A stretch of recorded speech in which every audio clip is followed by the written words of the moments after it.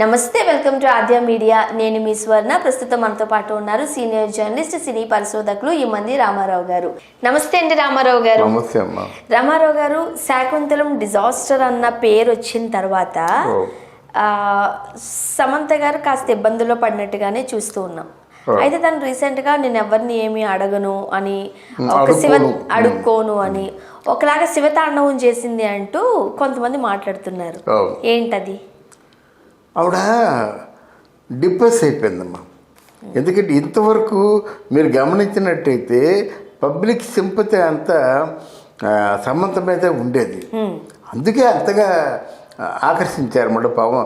అంటే సమంత మామూలుగా హాస్పిటలైజ్ అయినప్పుడు, తర్వాత ఏమో ట్రీట్మెంట్ తీసుకుంటున్నప్పుడు నెటిజన్స్ మాత్రం విపరీతంగా సమంత తొందరగా కోలుకోవాలని, మళ్ళీ మామూలు మనిషి అవ్వాలని, మామూలుగా అంటే సినిమాల్లో నటించాలని కోరుకున్నారు. ఈ శాకుంతలం సినిమా ఎక్స్పెక్టేషన్స్ ఎక్కువగా అయిపోయినాయి.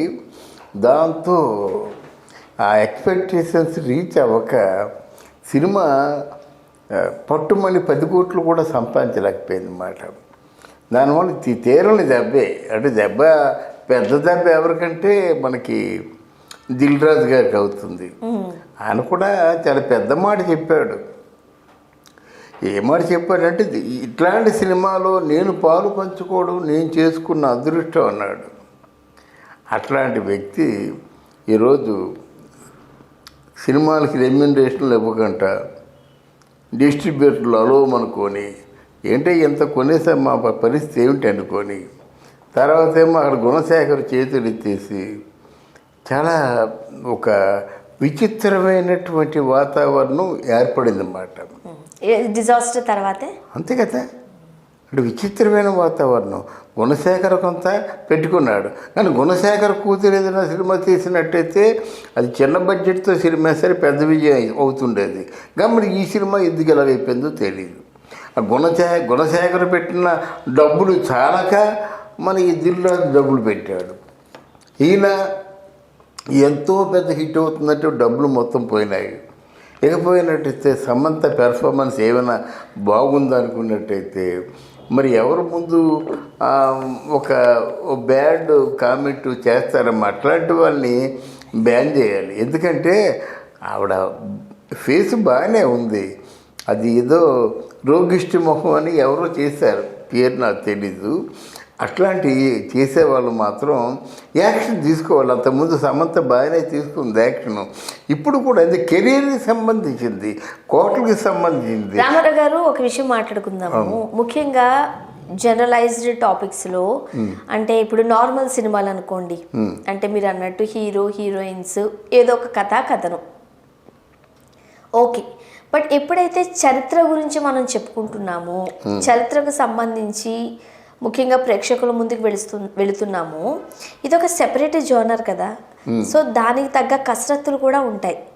బాడీ లాంగ్వేజ్ కావచ్చు, నడక కావచ్చు, డైలాగ్ మాడ్యులేషన్ కావచ్చు, ఏమంటారు హావభావాలు కావచ్చు, ఇవంతా ఒక డిఫరెంట్ జోనర్. కంప్లీట్గా అందులోకి వెళ్ళిపోవాలి.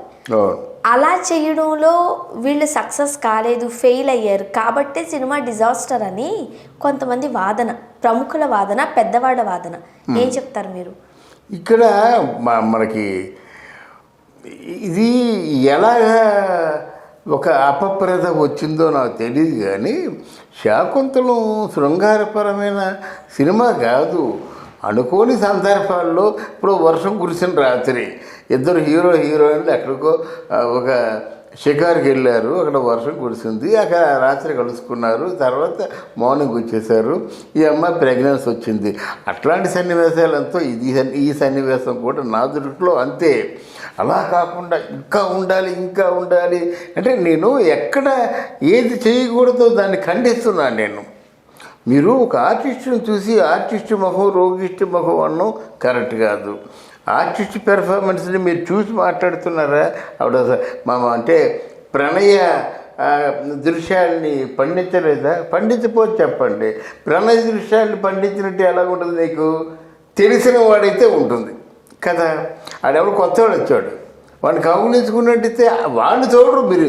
ఇది కౌగులించుకుంది, గట్టి కౌగులించుకుంది, ఎలా కౌగులించుకుంది చూస్తా కానీ వాడిని చూడరు. అదే విజయ్ దేవరకొండ అయితే జస్ట్ ఇలా చెయ్యనగానే విజయ్ దేవరకొండ కూడా 2 చేతులు కలిపేసరికి ఎక్కడో స్వర్గంలో తేలిపోతున్నట్టుగా ఉంటుంది అన్నమాట. అట్లాంటివన్నీ పొరపాట్లు జరిగాయి. అంతేగాని ఈవిడికి యాక్షన్కు చేత కాకపోతే ఎన్ని సినిమాల్లో చేసింది. ముఖ్యంగా రొమాన్సు, సెక్స్ అంటే అసలు పీక్స్కి వెళ్ళిపోయేది అన్నమాట. అలాంటి వ్యక్తిని నిందించడం మంచిది కాదు. తర్వాత ఏంటంటే డబ్బులు విషయంలో ఏమిటి ఇంకా ఇంత అయినప్పుడు కూడా అడుక్కుంటుందా అనేటువంటి మాట జారారు. ఎవరో కొంచెం పెద్దవాళ్ళు అయితే జారుతారు, చిన్నవాళ్ళు ఏం మాట్లాడతారు అంటే డబ్బులు అంటే ఇలా డిజాస్టర్ అయిన తర్వాత కూడా సినిమాకి ఆ డబ్బులు అడుక్కుంటుందంటే ఏమనుకోవాలంటే అప్పుడు ఆవిడ కోపం వచ్చింది. నేను అలా కాదు, రిమైండ్ చేయాలి కదా. మీ సినిమా రిలీజ్ అయిన వారంలో ఇస్తామా, సినిమా రిలీజ్ అయినటువంటి 2 వారాల్లో ఇస్తారు, ఏదో నేను చెప్పాను. ఒకసారి రిమైండ్ చేయడం తప్పు ఎలాగవుతుంది? ఒకసారి ఏమంటే అమౌంట్ ఏదో మరి పేమెంట్ చేస్తూ ఉన్నారు గుర్తుందా అని చెప్పడంలో తప్పే లేదు కదా. అందువల్ల ఆవిడ మీద అన్ని నిందలేయడం నాకు ఎందుకో నచ్చలేదమ్మా. సమంత మీద అండ్ సమంత గారే డబ్బింగ్ చెప్పడం కూడా ఇది ఒక మైనస్ అనే అంటున్నారు. అవును, అది గుణశేఖర్ చేసిన తప్పు. ఎందుకంటే he's captain of the ship. ఆయన చూసుకోవాలమ్మా. ఎందుకంటే సమంత నువ్వు డబ్బింగ్ చెప్పొద్దు అని చెప్తే ఆవిడ బలవంతంగా చెప్తానంటదా? ఎలా చెప్తుంది? సమంత హీరో తప్పు. మోహన్ బాబుని ఎలాగైతే సెలెక్ట్ చేసుకున్నావో హీరోని కూడా అలా చేస్తే సెలెక్ట్ చేసుకుంటే ఎంత బాగుండేది. తర్వాత ఇప్పుడు డబ్బింగ్ ఉంది, ఆవిడ చెప్తానని పట్టుపట్టు కూర్చోలేదు కదా. నా చేత డబ్బింగ్ చెప్పించకపోతే నేను శకుంతల సినిమా వేయను అని చెప్పలేదు కదా. మరి అట్లాంటప్పుడు నువ్వు ఎందుకు ఆవిడ మీద నింద వేస్తావు? ఆ నిందకే ఆవిడ బాగా దుఃఖపడుతుందన్నమాట. ఓకే, ఇప్పుడు మరి ఎందువల్ల సమంత గారు శివతాండవం చేసింది అంటూ మాటలు వస్తున్నాయి? అంటే దీనివల్ల డబ్బులు కోసం నేను ఎవరిని అడుక్కోను. నాకు ఇస్తాను డబ్బులు నాకు కావాలంటాను నేను. కానీ నాకు నా కమిట్మెంట్ లేని డబ్బులు నేను ఎందుకు అడుక్కుంటాను? కమిట్మెంట్ లేనిది ఎంతో ఉంటుంది కదా. మా సపోజ్ 2 కోట్లు ఎంతో అనుకున్నారు, ఒక ₹1 కోటి అనుకున్నారు, ఒక 20 లక్షలు 25 లక్షలు ముందు ఇస్తారు, ఇంకా 75 లక్షలు ఇవ్వాలి. ఇగో 2 సినిమా రిలీజ్ అయినట్టే డిస్ట్రిబ్యూటర్లు ఇచ్చేస్తారు, ఆ డబ్బులు తీసుకొని చెప్పుంటారు. ఒకసారి రిమైండ్ చేస్తే ఎలాగుంటుంది? కోపం వస్తుంది. ఎందుకంటే సినిమా ఫెయిల్ అయిపోయింది కదా, డబ్బులు అడిగితే కోపం వస్తుంది. కోపంతో నోటుకు వచ్చిన మాట్లాడతారు, ఈవిడికి కోపం వస్తుంది. అది మీకు రిమైండ్ చేస్తే తప్పే ఉంది. అడుక్కున్న డబ్బులు కాదు కదా, నాకంటూ ఇస్తాను డబ్బులు, నాకు ఇవ్వడానికి కష్టం ఏంటి, నాకు ఇవ్వడానికి బాధ ఏమిటి? ఇవి మాట్లాడుద్ది అన్నమాట. ఏమా సినిమా సక్సెస్ అయినట్టయితే అంటే ఒక సినిమా సక్సెస్ అయినట్టయితే ఎవ్రీథింగ్ గోస్ వెల్. కానీ సినిమా ఫెయిల్ అయినట్టు చెప్పాను కదా, success will have so many fathers. అంటే సక్సెస్కి చాలామంది తండ్రులట, కానీ ఫెయిల్యూర్ ఈజ్ ఎన్ ఆర్ఫన్.